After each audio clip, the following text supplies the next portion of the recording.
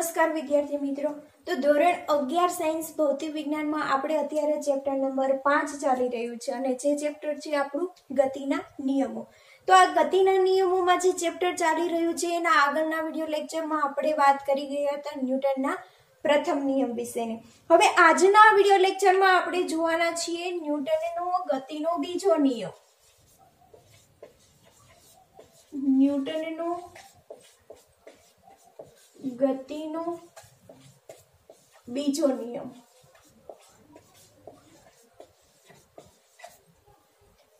તો આગળના વિડિયો લેક્ચરમાં આપણે ન્યૂટનના ગતિના પ્રથમ નિયમ વિશેની વાત કરી ગયા હતા।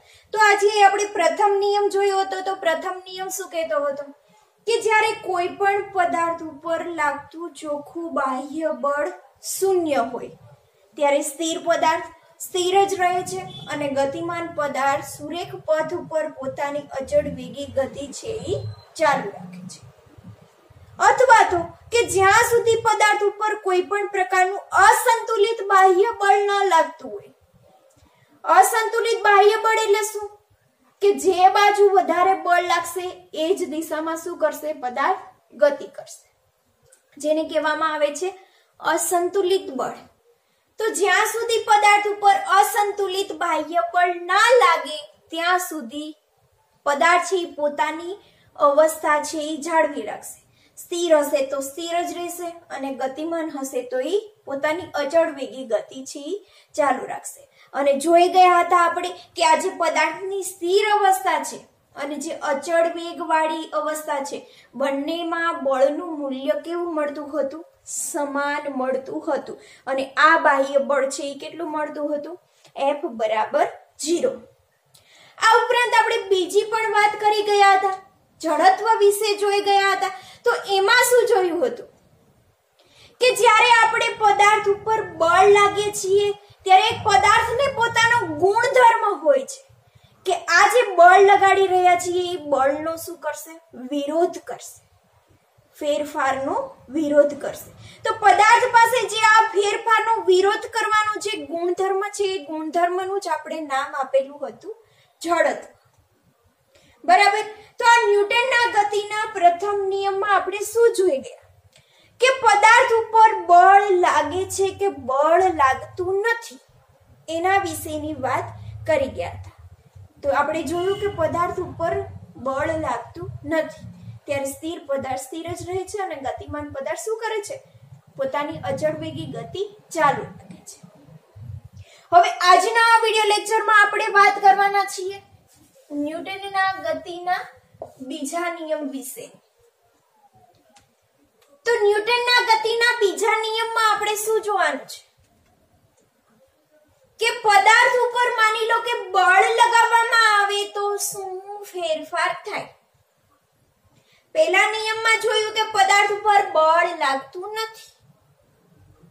હવે બીજા નિયમમાં આપણે વાત કરવાના છીએ કે માની લો કે પદાર્થ ઉપર બળ લગાવવામાં આવે તો શું ફેરફાર થાય? આપણે બધા જાણીએ છીએ કે કોઈ પણ પદાર્થ છે,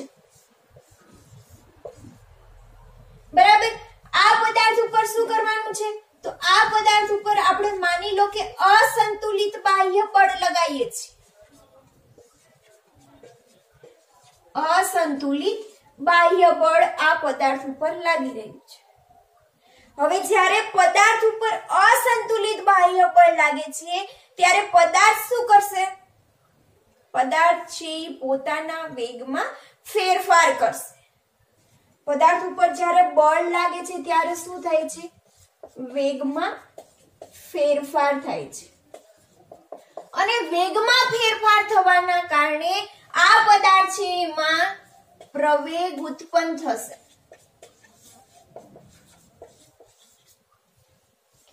પ્રવેગ ક્યારે ઉત્પન્ન થાય? પ્રવેગની વ્યાખ્યા તમે જોઈ ગયા હશે, સમયની સાપેક્ષે વેગમાં થતો ફેરફાર જેને આપણે કહીએ છીએ પ્રવેગ। તો જ્યારે આપણે પદાર્થ ઉપર બળ લગાવીએ છીએ ત્યારે એના વેગમાં ફેરફાર થાય છે અને વેગમાં ફેરફાર થવાના કારણે શું ઉત્પન્ન થશે? પ્રવેગ ઉત્પન્ન થશે। અને આ પદાર્થ ઉપર લગાડેલું જે બળ છે એ કેવું છે? અસંતુલિત બાહ્ય બળ। અસંતુલિતનો મતલબ કે પદાર્થ ઉપર આપણે બળ લગાવીએ છીએ ત્યારે જે દિશામાં બળ વધારે લાગતું હશે પદાર્થ એ જ દિશામાં ગતિ કરશે અને એના વેગમાં ફેરફાર થાય છે. તો અહીંયા બળ લગાવવાના કારણે વેગમાં ફેરફાર થાય છે અને વેગમાં ફેરફાર થવાના કારણે શું થાય છે? પ્રવેગ ઉત્પન્ન થાય છે. તો પ્રવેગ ઉત્પન્ન થવાનું મેઇન કારણ કોને ગણી શકાય? બળને, કે બળના કારણે જ પદાર્થમાં પ્રવેગ ઉત્પન્ન થાય છે. તો આપણે અહીંયા એવું પણ કહી શકીએ કે આ બળને અને પ્રવેગને બંનેને એકબીજા જોડે કંઈક રિલેશન હશે કે બંને વચ્ચેનો કંઈક સંબંધ હશે એના કારણે જ પદાર્થ ઉપર બળ લગાવીએ છીએ અને વેગમાં ફેરફાર થવાથી આપણને શું ઉત્પન્ન થાય છે? પ્રવેગ ઉત્પન્ન થાય છે. તો આજના વિડિયો લેક્ચરમાં ન્યૂટનનો ગતિનો બીજો નિયમ જે સમજવાના છીએ એમાં આપણે વાત કરવાના છીએ કે જે આ બળ છે એ પ્રવેગ જોડે કેવી રીતે સંબંધિત છે, કે પ્રવેગ અને બળ એકબીજા ઉપર કેવી રીતે આધાર રાખે છે. બળ લગાવીએ તો જ પ્રવેગ ઉત્પન્ન થાય છે, બળ છે તો જ પ્રવેગ છે. બળ લગાવશું નહીં પદાર્થ ઉપર તો એના વેગમાં કોઈ પણ પ્રકારનો ફેરફાર નથી થવાનો અને વેગમાં ફેરફાર નહીં થાય એટલે પ્રવેગ પણ ઉત્પન્ન નહીં થાય. બળ છે તો જ પ્રવેગ છે, બળ નથી તો પ્રવેગ પણ નથી. તો આ બળ અને પ્રવેગ છે એ એકબીજા ઉપર આધારિત છે અને બંને વચ્ચેનું કંઈક રિલેશન પણ હશે જે આજના વિડિયો લેક્ચરમાં આપણે ન્યૂટનના ગતિના બીજા નિયમમાં જોવાના છીએ. હવે આ બળ અને પ્રવેગ બંને ભૌતિક રાશિ છે એકબીજા જોડે સંબંધ દર્શાવે છે. તો એ સમજવા માટે આપણે સૌથી પહેલા તો ઉદાહરણ સમજવાની ટ્રાય કરશું કે આપણા રોજબરોજના જીવનશૈલીમાં આપણે ઘણા બધા ઉદાહરણો જોતા હોઈએ છીએ અને ઘણા બધા ઉદાહરણો આપણને ધ્યાનમાં આવતા હોઈએ છે. તો સૌથી પહેલું ઉદાહરણ આપણે લઈશું કે માની લો કે મારી પાસે એક સાયકલ છે અને બીજું એક છે ટ્રક. સાયકલ છે અને એક ટ્રક છે. હવે આ બંનેની વાત કરીએ તો આપણને જોતા જ ખ્યાલ આવે કે સાયકલનું વજન છે એ કેટલું હશે? ઓછું. કે ટ્રકની સાપેક્ષમાં સાયકલનું વજન ઓછું છે જ્યારે ટ્રક આપેલી છે એ ટ્રકનું વજન વધારે છે. સાયકલ છે એનું દળ કેવું હશે? ઓછું, જ્યારે ટ્રકનું દળ કેવું હશે? વધારે. કે સાયકલ છે એ ટ્રક કરતા વજનમાં ઓછી છે જ્યારે ટ્રક છે એ વજનમાં વધુ છે. હવે આ બે વસ્તુ તમને આપેલી છે, એક આપેલી છે સાયકલ અને બીજું આપેલું છે ટ્રક. હવે આ બંને સાયકલ અને ટ્રક ઉપર આપણે શું કરીએ છીએ? બળ લગાવીએ છીએ. બરાબર. સાયકલ અને ટ્રક બંને આપણે વિચારીએ કે સરખા સમયમાં સરખી ઝડપ પ્રાપ્ત કરે છે.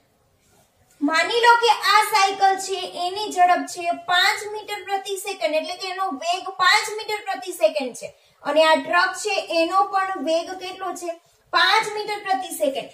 એનો મતલબ કે 1 સેકન્ડમાં સાયકલ છે 5 મીટર જેટલું અંતર કાપે છે અને ટ્રક પણ 1 સેકન્ડમાં 5 મીટર જેટલું અંતર કાપે છે. બંને સરખા સમયમાં સરખું અંતર કાપી રહ્યા છે કે બંનેનો વેગ કેવો છે? સમાન છે. તો સરખા સમયમાં સરખી ઝડપથી સાયકલ અને ટ્રક બંને ગતિ કરી રહ્યા છે. તો અહીંયા તમને ખ્યાલ આવે કે આ સાયકલને 1 સેકન્ડમાં 5 મીટર જેટલું અંતર આપણે કપાવવું છે તો એના ઉપર આપણે શું કરવું પડશે? બળ આપવું પડશે. એવી જ રીતે 1 સેકન્ડમાં ટ્રકને 5 મીટર જેટલું અંતર કાપવા માટે પણ આપણે શું કરવું પડશે? ટ્રકને પણ બળ આપવું પડશે. બંનેને આપણે શું કરશું? બળ આપશું. બળ આપશું પછી જે વેગ પ્રાપ્ત કરશે તો બંનેને સરખો વેગ આપવાનો છે. તો એના માટે આપણે શું કરવું પડશે? તો ઉદાહરણ જોતા જ તમને ખ્યાલ આવે કે સાયકલ કરતા ટ્રક ઉપર આપણે શું કરવું પડશે? વધારે બળ આપવું પડશે અને વધારે બળ આપવાના કારણે જ ટ્રક અને સાયકલ બંને સરખા સમયમાં સરખું અંતર કાપશે. તો અહીંયા સાયકલ ને ટ્રકની સાપેક્ષમાં શું કરવું પડશે? બળ ઓછું લગાવવું પડશે, જ્યારે ટ્રકને શું કરવું પડશે? બળ છે એ વધુ લગાવવું પડશે. તો જ છે એ બંને વાહન છે એ સરખા સમયમાં સરખું અંતર કાપશે. તો અહીંયા તમે જોઈ શકો છો કે જે આપણે પદાર્થ લીધો છે, જે વાહન લીધું છે, એનું દળ કેવું છે? ઓછું છે. અને દળ ઓછું હોવાને કારણે એના ઉપર આપણે શું કરવું પડે છે? બળ પણ ઓછું લગાવવું પડે છે. ઓછું બળ લગાવીએ તો આસાનીથી વેગ પ્રાપ્ત કરી લે છે. જ્યારે આ ટ્રક આપેલું છે એનું દળ કેવું છે? વધારે. અને વધારે દળ હોવાને કારણે આપણે બળ છે એ વધુ લગાવવું પડે છે. તો આ ઉદાહરણ પરથી તમને ખ્યાલ આવે કે જ્યારે આપણે પદાર્થ ઉપર બાહ્ય બળ લગાવીએ છીએ તો આ બાહ્ય બળ છે એ દળ જોડે સંબંધ દર્શાવે છે કે જેમ દળ ઓછું એમ બળ ઓછું લગાવવું પડશે, જેમ દળ વધારે એમ બળ છે એ વધુ લગાવવું પડશે. તો અહીંયા બળ છે એ દળ જોડે રિલેટેડ છે.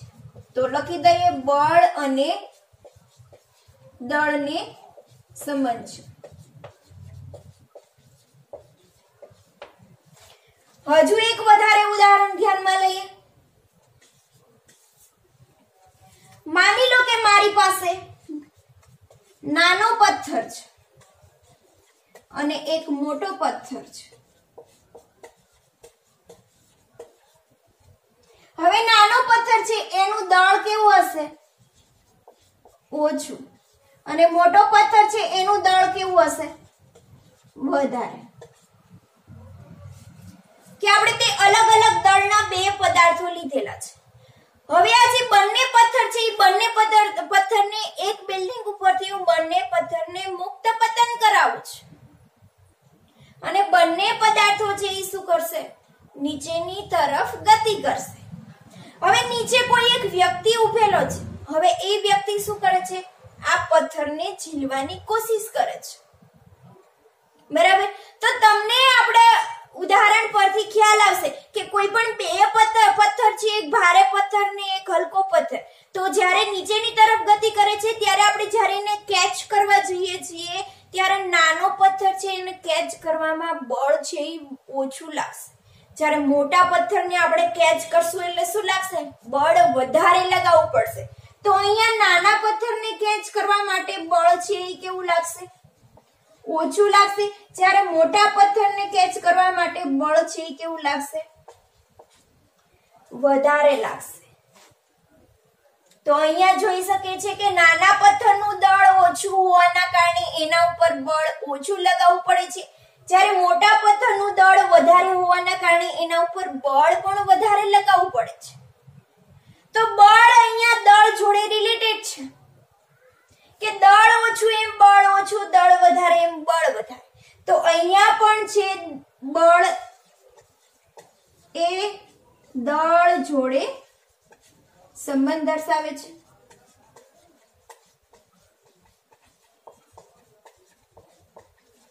હવે જો પહેલું ઉદાહરણ જોયું એમાં પણ દળ અને બળને બંનેને સંબંધ છે, જ્યારે બીજું ઉદાહરણ જોયું એમાં પણ દળ અને બળ બંને એકબીજા જોડે રિલેટેડ છે. તો આ બંને વચ્ચેનો સંબંધ કેવો છે? સમપ્રમાણમાં છે કે વ્યસ્ત પ્રમાણમાં તે આપણે ચેક કરીએ. તો જેવો દળ ઓછું એમ બળ ઓછું, કે દળ ઘટવાથી બળ ઘટે, અને દળ વધુ એમ બળ વધુ, દળ વધારે હોય એમ બળ વધારે લગાવવું પડે. આમાં પણ એવું છે દળ ઓછું એમ બળ ઓછું, દળ વધારે એમ બળ વધારે. તો અહીંયા દળ અને બળ વચ્ચેનું જે રિલેશન છે એ બંને કેવા છે? સમપ્રમાણમાં છે. કે દળ વધે તો બળ વધે અને દળ ઓછું તો બળ ઓછું લગાવવું પડે.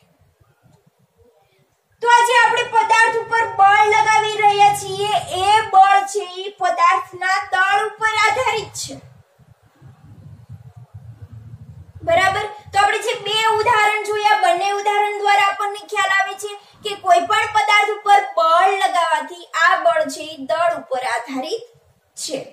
કે નાનો પદાર્થ હશે તો ઓછું બળ લગાવવું પડશે, મોટો પદાર્થ હશે તો વધારે બળ લગાવવું પડશે. હજુ એક આપણે ત્રીજું ઉદાહરણ ધ્યાનમાં લઈએ.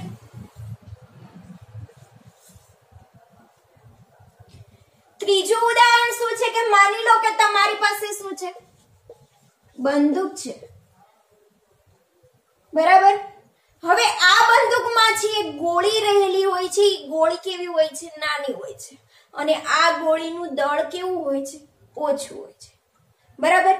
તો આ બંદૂકમાંથી જ્યારે તમે ગોળીને છોડો છો, બંદૂકમાંથી જ્યારે ગોળીને છોડવામાં આવે છે ત્યારે આ ગોળીનો શું થાય છે, વધારે વેગ હોય છે, અને ગોળી જ્યારે બંદૂકમાંથી છૂટે ત્યારે એની પાસે વેગ વધુ હોય છે, અને આ વેગ એટલો હોય છે કે જે સામે કોઈ પણ માણસ ઉભો હોય તો એ માણસના હાડ પિંજરને પણ વીંધી નાખે. બંદૂકમાંથી જ્યારે તમે ગોળી છોડો છો, એના ઉપર બળ લગાવો છો, ત્યારે એટલો વેગ પ્રાપ્ત કરી લે છે કે માણસના હાડ પિંજરને પણ વીંધી નાખે છે. ઘણા બધા મૂવીમાં જોયું હશે, એક બંદૂકની ગોળી મારે એટલે માણસ ખલાસ હોય છે ને એવું. તો જ્યારે બંદૂકમાંથી ગોળી છોડવામાં આવે છે ત્યારે એની પાસે શું હોય છે, બળ વધારે લાગે છે. બળ વધારે લાગવાના કારણે એની પાસે વેગ વધુ હોય છે. હવે આની આ જ બંદૂકની ગોળીને માની લો કે મારા હાથમાં છે, અને આની આ જ ગોળીને હું હાથથી ઘા કરીશ તો સામે જે માણસ ઉભો હશે એને ગોળી લાગશે તો એનું હાડ પિંજર વિંધાઈ નહીં જાય, માણસ મરી નહીં જાય, ખલાસ નહીં થઈ જાય, એને કોઈ પણ પ્રકારનું નુકસાન થશે નહીં. કેમ? કારણ કે હું હાથથી ફેંકું છું, એના ઉપર બળ લગાવું છું, ત્યારે તેનો ઉપર જે વેગ હોય છે વેગ કેવો હોય છે, ઓછો હોય છે, બરાબર.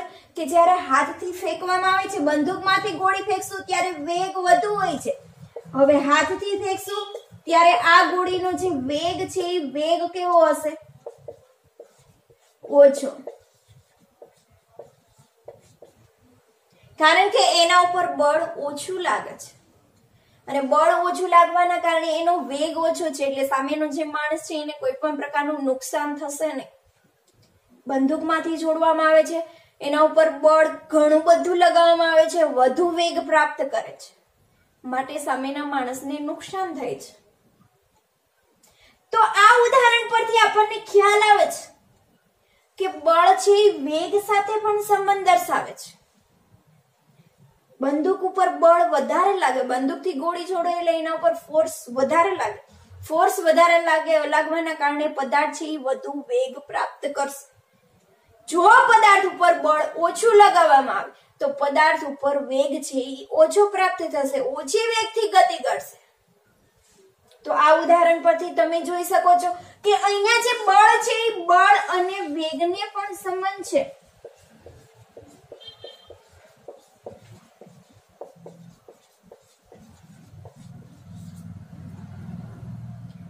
તો બળ વધુ એમ વેગ વધુ, બળ ઓછું એમ વેગ ઓછું. તો અહીંયા બળ અને વેગ એકબીજા જોડે કેવી રીતે રિલેશનમાં છે, સમપ્રમાણમાં છે.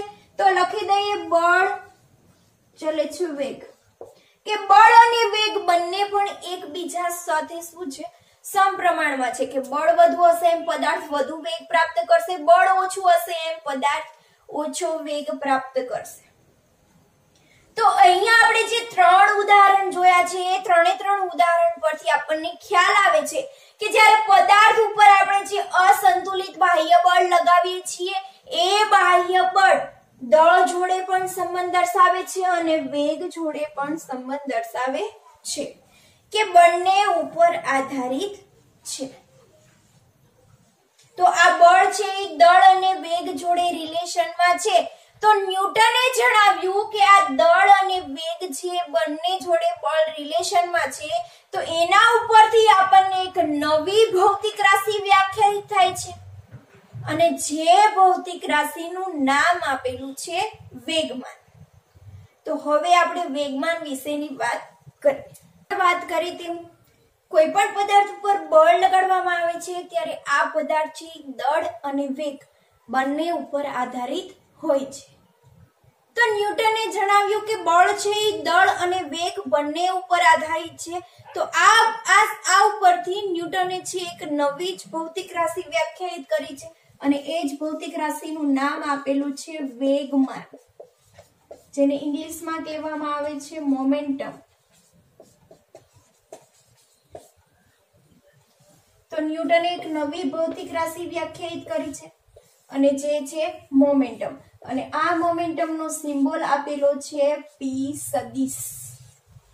મોમેન્ટમને દર્શાવવા માટે તમારે સિમ્બોલ સંજ્ઞા યુઝ કરવાની છે p સદિશ. તો વેગમાનની વ્યાખ્યા કેવી રીતે આપી છે? તો વેગમાનની વ્યાખ્યા જોઈએ તો વ્યાખ્યા શું કહે છે કે પદાર્થના દળ m અને પદાર્થના વેગ v સદિશના ગુણાકારને વેગમાન p સદિશ કહે છે. કે જ્યારે આપણે પદાર્થ ઉપર બળ લગાવીએ છીએ ત્યારે આ બળ છે એ દળ અને વેગ બંને ઉપર આધારિત છે. પછી ન્યૂટને શું કીધું કે આ જે દળ અને વેગ એ બંનેનો તમે ગુણાકાર કરશો તો તમને એક નવી જ ભૌતિક રાશિ મળશે અને એ ભૌતિક રાશિનું નામ આપેલું છે વેગમાન. તો વેગમાનનું સૂત્ર જોઈએ તો શું કીધું છે? વ્યાખ્યા ઉપરથી જ આપણને સૂત્ર મળશે. શું કીધું છે?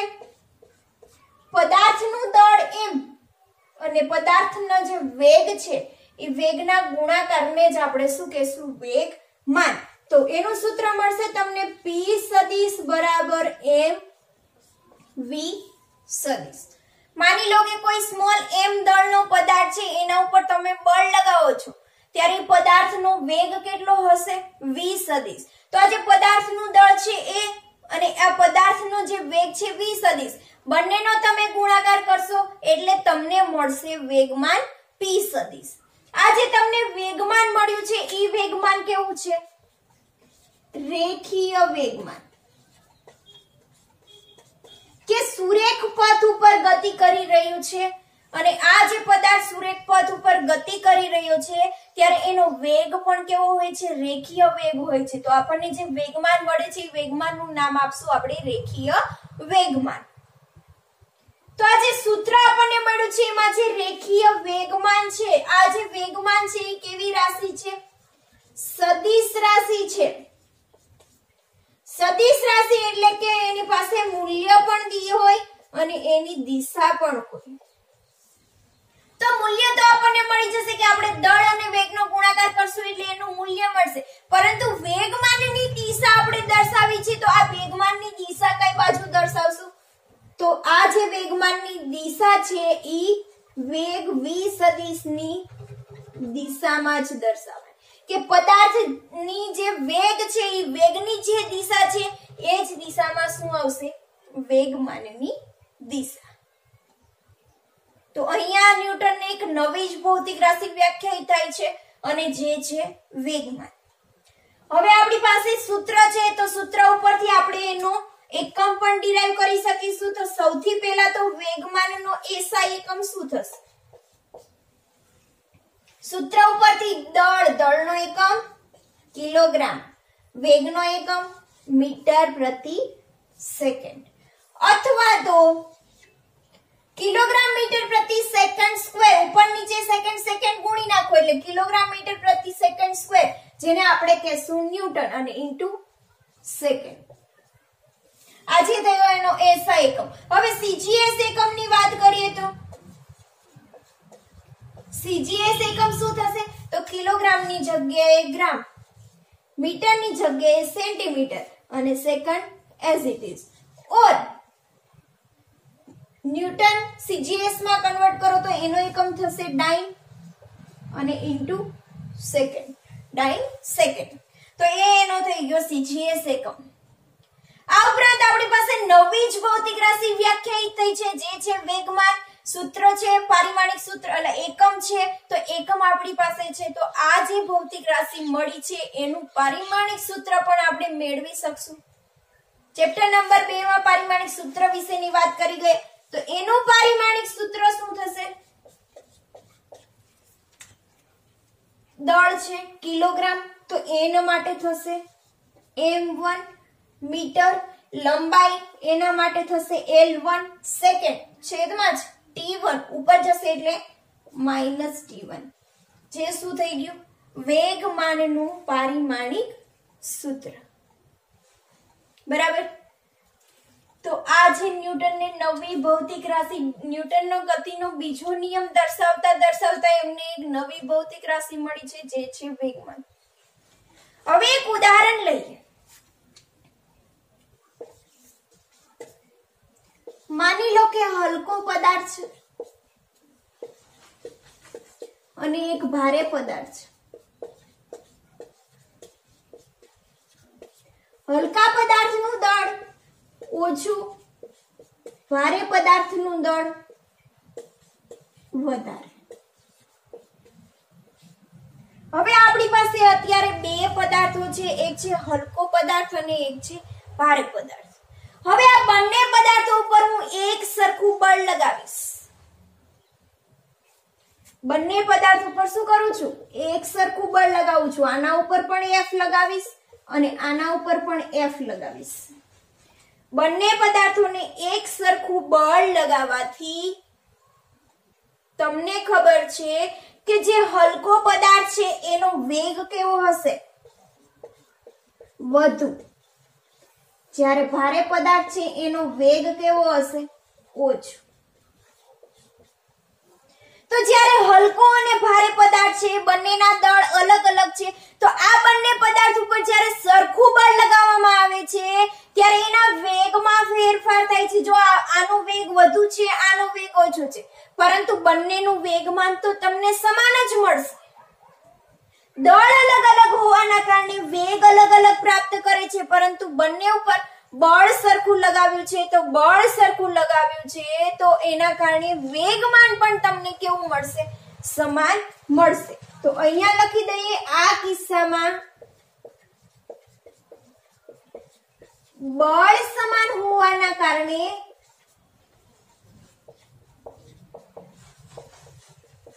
વેગમાન પણ કેવા મળશે? સમાન મળશે.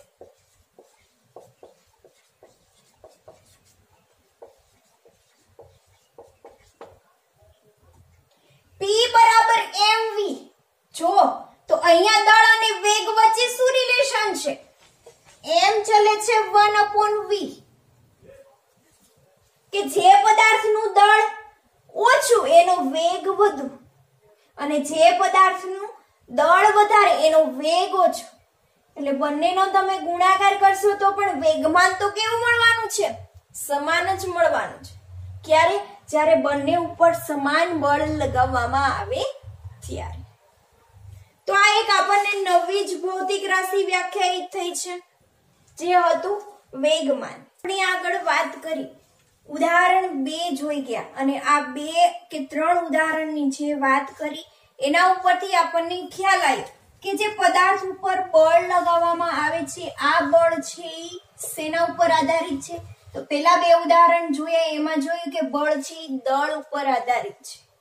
જ્યારે ત્રીજું ઉદાહરણ જોયું તો આ ત્રીજા ઉદાહરણમાં આપણે જોયું તો કે બળ છે એ વેગ ઉપર પણ આધારિત છે. તો આ બળ છે એ દળના સમપ્રમાણમાં છે અને બળ છે એ વેગના સમપ્રમાણમાં છે. તો આપણે 3 ઉદાહરણ જોયા અને એના ઉપરથી આપણે ડિટેલ મેળવી કે બળ છે એ દળ ઉપર પણ આધારિત છે અને બળ છે એ વેગ ઉપર પણ આધારિત છે. હવે આપણે એક નવું જ એક્ઝામ્પલ લઈએ અને એમાં ચેક કરીએ કે એમાં શું થાય છે. તો ઘણીવાર તમે ક્રિકેટ મેચ જોતા હશો અને આ ક્રિકેટ મેચ જોતા હોય ત્યારે તમે કદાચ મે બી ઓબ્ઝર્વેશન કર્યું હોય તો કે જ્યારે બેટ્સમેન છે એ બોલ ઉપર શું કરે છે? બેટ દ્વારા ફોર્સ લગાવે છે. તો આ જે બોલ ઉપર જે બેટ દ્વારા બળ લાગે છે એના કારણે આ દડો છે એ ખૂબ જ વેગથી શું કરતો હોય છે? ગતિ કરતો હોય છે. તો આ જે ખૂબ જ બળથી ખૂબ જ વધારે વેગથી જે આપણો દડો આવી રહ્યો છે, આ દડો છે એનો વેગ ખૂબ વધારે હોવાના કારણે જ્યારે ફિલ્ડર છે એ ફિલ્ડર આ દડાને કેચ કરતો હોય છે ત્યારે કેચ કરતી વખતે દડાને કેચ કરી અને પોતાના હાથ પાછળની બાજુએ કરતો હોય છે.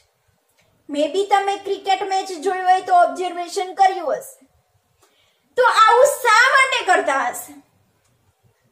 કે જ્યારે ફિલ્ડર છે એ દડાને કેચ કરે છે ત્યારે પોતાના હાથ પાછળની બાજુએ શા માટે કરે છે? તો જે આ દડો છે એ ખૂબ જ વધારે વેગથી આવી રહ્યો છે, તે આ વધારે વેગમાં ફેરફાર થવાથી વેગમાનમાં શું થશે? ફેરફાર થશે, બરાબર? તો દડો છે એ વધારે વેગથી આવી રહ્યો છે ત્યારે ફિલ્ડર છે આ દડાને કેચ કરે છે, કેચ કરીને પોતાના હાથ પાછળ લઈ જાય છે। તો જ્યારે પોતાના હાથ પાછળ રહી જાય છે ત્યારે પોતાના દડાના વેગમાં શું કરે છે? ઘટાડો કરે છે અને વેગને શૂન્ય કરવાની ટ્રાય કરે છે। ખૂબ જ વધારે વેગથી દડો આવે છે, કેચ કર્યા પછી પોતાના હાથ પાછળ લઈ જાય છે અને આ દડાનો વેગ શૂન્ય કરવાની ટ્રાય કરે છે। વેગમાં ઘટાડો થાય, વેગ શૂન્ય થાય, તો જે દડાનો પ્રવેગ છે પ્રવેગમાં પણ શું થાય? ઘટાડો થાય અને એના વેગમાનમાં ફેરફાર પણ ઓછો થાય। વેગમાનમાં ફેરફાર ઓછો થવાથી આજે આપણે કેચ કરીએ છીએ દડો, એના ઉપર આપણે બળ છે કેવું લગાવવું પડે? ઓછું લગાવવું પડે। જે દડાનો વેગ છે એ વેગ શૂન્ય કરવા માટે આપણે સમયદર શું કર્યો છે? વધારી દીધો છે। દડાનો વેગ શૂન્ય કરવા માટે સમયદર વધારીએ છીએ, તેથી બળ છે એ શું કરવું પડે છે? ઓછું લગાવવું પડે છે। તો અહીંયા તમને ઉદાહરણ પરથી એક ખ્યાલ આવે છે કે આ બળ છે એ વેગમાન ઉપર તો આધારિત છે કે વેગમાનમાં ફેરફાર થાય છે, વેગમાન ઉપર તો આધારિત છે, પ્લસ સમય ઉપર પણ આધારિત છે। સમય છે આપણે વધારી દીધો માટે બળ છે એ કેવું લગાવવું પડે છે? ઓછું। તો સમય ઉપર તો આધારિત છે અને વેગમાન ઉપર તો આધારિત છે, પ્લસ સમય ઉપર પણ આધારિત છે। હવે આની આ જ પરિસ્થિતિ તમે બીજી વાર વિચારો કે માની લો કે ખૂબ જ વેગથી આ દડો આવી રહ્યો છે, હવે ડાયરેક્ટ તમે આ શું કરશો? દડાને કેચ કરશો, તો ડાયરેક્ટ કેચ કરવા માટે સમય કેવો લાગશે? ઓછો લાગશે। અને ખૂબ જ વેગથી જે દડો આવી રહ્યો છે એનામાં વેગ પણ વધુ હોય છે, અને ખૂબ જ વેગથી દડો આવી રહ્યો હોય છે તો એમાં વેગમાનનો ફેરફાર પણ વધારે હોય છે, અને આ દડાને કેચ કરવા માટે તમારે શું કરવું પડશે? વધારે બળ લગાવવું પડશે। તો ઓછા સમયમાં દડા ઉપર તમારે શું કરવું પડશે? વધારે બળ લગાવવું પડશે। જ્યારે અહીંયા પહેલા જોયું એમાં સમય વધારે હતો તેથી એના ઉપર બળ છે એ ઓછું લગાવવું પડતું। બીજા કિસ્સામાં વિચાર કરવા જઈએ તો સમય ઘટાડવા જઈએ છીએ તો બળ વધુ લગાવવું પડે છે, જેના કારણે જે ફિલ્ડર છે એ દડાને કેચ કરશે તો એને નુકસાન થવાની શક્યતા વધારે રહેશે, કારણ કે ખૂબ જ વેગથી દડો આવી રહ્યો છે, સમય ઓછો કરી દીધો છે, બળ વધારે લગાવવું પડશે, તેથી હથેળીમાં ઈજા થવાની શક્યતા વધારે છે। તો આ બળ છે વેગમાન ઉપર તો આધારિત છે, સાથે સાથે દળ ઉપર સમય ઉપર પણ આધારિત છે। સમયમાં ઘટાડો કરશું, ડાયરેક્ટ કેચ કરવાની ટ્રાય કરશું તો આપણે શું કરવું પડશે? બળ વધુ લગાવવું પડશે। અને જો સમયમાં વધારો કરશું, હાથ પાછળની બાજુએ લઈ જશું તો એના ઉપર આપણે બળ છે એ ઓછું લગાવવું પડશે। તો અહીંયા બળ છે વેગમાન ઉપર તો આધારિત છે, વેગમાનના ફેરફાર ઉપર તો આધારિત છે, સાથે સાથે સમય ઉપર પણ આધારિત છે। તો આ ઉદાહરણ દ્વારા આપણને કંઈક નવું જ જોવા મળે છે કે બળ છે વેગમાનના ફેરફાર ઉપર પણ આધારિત છે અને સમય ઉપર પણ આધારિત છે। તો અહીંયાથી આપણને ખ્યાલ આવે છે કે ન્યૂટનનો ગતિનો બીજો નિયમ પણ આ જ સંબંધ દર્શાવે છે, અને ન્યૂટનનો ગતિનો નિયમ પણ આના ઉપરથી જ આપણે મેળવી શકશું। તો ન્યૂટનનો ગતિનો બીજો નિયમ શું કહે છે?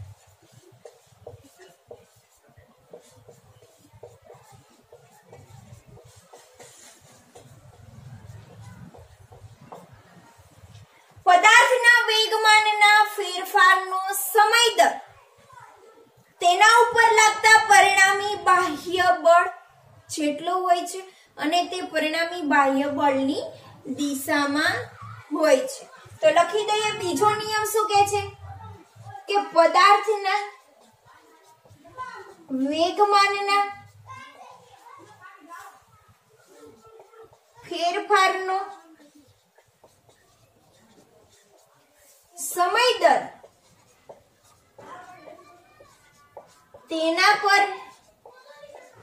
લાગતા પરિણામી બાહ્ય બળ જેટલો હોય છે અને તે પરિણામી બાહ્ય બળની દિશામાં હોય છે. તો આપણે જે ત્રીજું એક્ઝામ્પલ જોયું છે, આ ઉદાહરણ જોયું છે, એના ઉપર ઈ ઉદાહરણ છે આપણને ન્યૂટનના ગતિના બીજા નિયમ તરફ દોરી જાય છે. અને નિયમ કહે છે કે પદાર્થના વેગમાનના ફેરફારનો સમય દર તેના ઉપર લગાડેલા પરિણામી બાહ્ય બળ જેટલો હોય છે અને તે પરિણામી બળની દિશામાં. હવે માની લો કે કોઈ પણ એક m દળનો પદાર્થ છે. હવે આ m દળના પદાર્થ ઉપર શું લગાવવામાં આવે છે? બળ લગાવવામાં આવે છે. તો આ પદાર્થ છે એના ઉપર આપણે બળ લગાવી ત્યારે આ પદાર્થની જે પ્રારંભિક સ્થિતિ છે, તો પ્રારંભિક સ્થિતિમાં પદાર્થનું દળ m અને એનો વેગ કેટલો હશે? vi પ્રારંભમાં. હવે આ પદાર્થ ઉપર આપણે બળ લગાવીએ છીએ તેથી એના વેગમાં શું થશે? ફેરફાર થશે અને વેગમાં ફેરફાર થવાથી આપણને ડેલ્ટા ટી જેટલા સમયમાં અંતિમ સ્થિતિમાં એનો વેગ કેટલો થઈ જશે? vf જેટલો. તો આપણે જ્યારે એના ઉપર બળ લગાવીએ છીએ ત્યારે માની લો કે ડેલ્ટા ટી જેટલા સમયમાં એનામાં વેગમાં થતો ફેરફાર કેટલો છે? dp સદિશ જેટલો છે. અને આ વેગમાનના ફેરફાર જે થઈ રહ્યો છે એ કેટલો હશે? પરિણામી બાહ્ય બળ જેટલો. જે ન્યૂટનનો ગતિનો બીજો નિયમ કહે છે. તો ન્યૂટનના ગતિના બીજા નિયમને આપણે સમીકરણ સ્વરૂપે લખીએ તો શું થશે? f સદિશ બરાબર dp સદિશના છેદમાં dt. કે વેગમાનના ફેરફારનો સમય દર તેના ઉપર લગાડેલા પરિણામી બાહ્ય બળ જેટલો છે અને એની દિશા બળની જે દિશા હશે એ તરફ જ વેગમાનના ફેરફારની દિશા હશે. બરાબર. તો અહીંયા p છે એ શું છે? વેગમાન છે અને વેગમાનમાં થતો ફેરફાર છે. તો આપણે f સદિશ બરાબર શું લખી શકીએ? d upon dt. અને p છે એ વેગમાન છે તો એની જગ્યાએ શું લખી શકીએ? mv સદિશ લખી શકીએ. હવે અહીંયા વિકલન કરો તો શું થશે? પેલા m છે એ કોમન કાઢી દો, dv સદિશ બાય dt પ્લસ v સદિશ dm બાય શું થશે? dt. હવે આ શું છે? વેગમાં થતો ફેરફાર. f સદિશ બરાબર m dv સદિશ બાય dt એટલે કે વેગમાં થતો ફેરફાર, જેને આપણે પ્રવેગ વડે દર્શાવી શકીએ છીએ. a સદિશ પ્લસ અહીંયા જો dm બાય dt એટલે શું છે? દળમાં થતો ફેરફાર. તો અહીંયા જે m દળનો પદાર્થ છે એના ઉપર આપણે બળ લગાવીએ છીએ તો દળમાં કોઈ પણ પ્રકારનો ફેરફાર થતો નથી. તો dm બાય dt શું આવશે? શૂન્ય. તો આ ટર્મ થઈ જશે આખું શૂન્ય. એટલે આપણને f સદિશ બરાબર શું મળશે? m a સદિશ. તો ન્યૂટનનો ગતિનો બીજો નિયમ જેમાં આપણે કીધું હતું કે પદાર્થ ઉપર અસંતુલિત બાહ્ય બળ લાગી છે ત્યારે પદાર્થના વેગમાં ફેરફાર થાય છે અને વેગમાં ફેરફાર થવાના કારણે પ્રવેગ ઉત્પન્ન થાય છે. પ્રવેગ ઉત્પન્ન થયો છે બળના કારણે જ થયો છે. તો બળ અને પ્રવેગ એકબીજા જોડે રિલેશનમાં હશે. તો એ રિલેશન આપણે મેળવવાનું હતું તે આપણે મેળવી ગયા કે f સદિશ બરાબર શું થાય? m a સદિશ.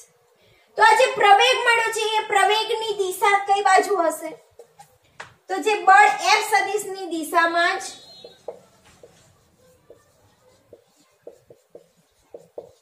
પ્રવેગની દિશા હશે. કે જે બાજુ બળની દિશા હશે એ બાજુ જ પ્રવેગની દિશા હશે. હવે અહીંયા જે બળ લાગી રહ્યું છે એ બળનો SI એકમ શું છે? ન્યૂટન છે. તો આ જે તમને વ્યાખ્યા છે એ વ્યાખ્યાને તમારે એકમ સ્વરૂપે લખવી હોય તો કે 1 કિલોગ્રામના પદાર્થ ઉપર 1 મીટર પ્રતિ સેકન્ડ સ્ક્વેર નો પ્રવેગ ઉત્પન્ન કરવા માટે જરૂરી બળ 1 ન્યૂટન મળે છે. તો આ જે સૂત્ર છે એની એકમ સ્વરૂપે વ્યાખ્યા લખવી હોય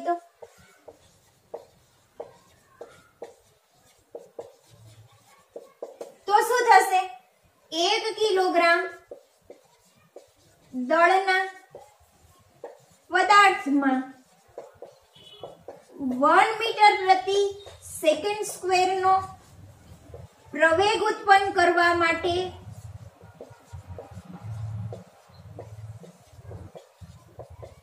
જરૂરી બળ 1 ન્યૂટન છે કે એને આપણે 1 ન્યૂટન એટલે કે એકમ સ્વરૂપે એની વ્યાખ્યા આપી દીધી. બરાબર. 1 કિલોગ્રામ દળનો પદાર્થ હોય એમાં 1 મીટર પ્રતિ સેકન્ડ સ્ક્વેર નો પ્રવેગ ઉત્પન્ન કરવા માટે તમારે એના ઉપર કેટલું બળ લગાવવું પડે? 1 ન્યૂટન જેટલું. અહીંયા જો પદાર્થની પ્રારંભિક સ્થિતિમાં એનો વેગ છે vi હતો. તો અહીંયા છે પ્રારંભમાં એનો વેગમાન કેટલો હશે? mvi સદિશ. અને અંતિમમાં એનું વેગમાન કેટલું હશે? mvf. તો અહીંયા આવી રીતે પણ તમે લખી શકો કે f સદિશ બરાબર શું છે? dp સદિશ ના છેદમાં dt સદિશ. બરાબર. એટલે કે ડેલ્ટા ટી અથવા તો t સમયમાં. તો અહીંયા જે વેગમાનમાં થતો ફેરફાર છે એ શું થઈ જશે? pf pi અને સમયગાળો t. હવે f સદિશ બરાબર pf ના માઈનસ pi ના છેદમાં t. pf બરાબર શું છે? vf m માઈનસ mvi ના છેદમાં t. m છે એ કોન્સ્ટન્ટ કાઢી લો. vf માઈનસ vi ના છેદમાં t બરાબર શું થઈ ગયું? f સદિશ. બરાબર. તો અહીંયા પ્રવેગ a છે એ શું મળશે? a બરાબર. તો પ્રવેગ a સદિશ બરાબર મળશે vf માઈનસ vi ના છેદમાં t. કે પ્રવેગ છે એ આના બરાબર પણ થાય. તો આ વાત થઈ છે આપણે ન્યૂટનનો ગતિનો બીજો નિયમ. અને ન્યૂટનનો ગતિનો બીજો નિયમ છે એ આપણે સૂત્ર સ્વરૂપે પણ મેળવ્યો. તો આજના વિડિયો લેક્ચરમાં આપણે વાત કરી છે ન્યૂટનના ગતિના બીજા નિયમ વિશે.